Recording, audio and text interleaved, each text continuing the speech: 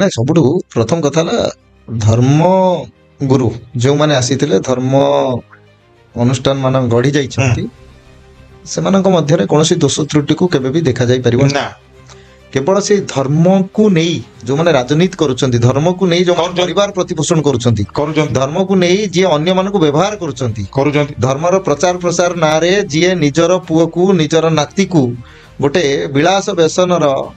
ସରଞ୍ଜାମ ଯୋଗାଇ ଦେବା ପାଇଁ ବହୁତ ଅର୍ଥର ଲାଳସା କରୁଛନ୍ତି ଅର୍ଥ ଆଦାୟ କରୁଛନ୍ତି ସେଇମାନେ ହିଁ ଆଜିକା ସମାଜରେ ଦୋଷୀ କାରଣ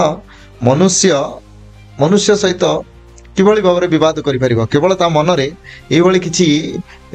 ପାଗଳାମୀ ବାଚଳାମୀ ଭର୍ତ୍ତି କରି ଧର୍ମକୁ ପରିବର୍ତ୍ତନ କରି ଧର୍ମ କେବେ ପରିବର୍ତ୍ତନ ଯୋଗ୍ୟ ନୁହେଁ ଜନ୍ମ ସିଦ୍ଧ ଯିଏ ଯୋଉଠି ଜନ୍ମ ହେଲା ସେ ତାର ଧର୍ମ ଭାରତ ବର୍ଷ ବିଶେଷ କରି ଯିଏ ପୁରା ବିଶ୍ୱକୁ ଏକ ସମୟରେ संपूर्ण भाव ज्ञान प्रदान कर आसुला से देश अन्य देशर लोक आसिकी धर्म को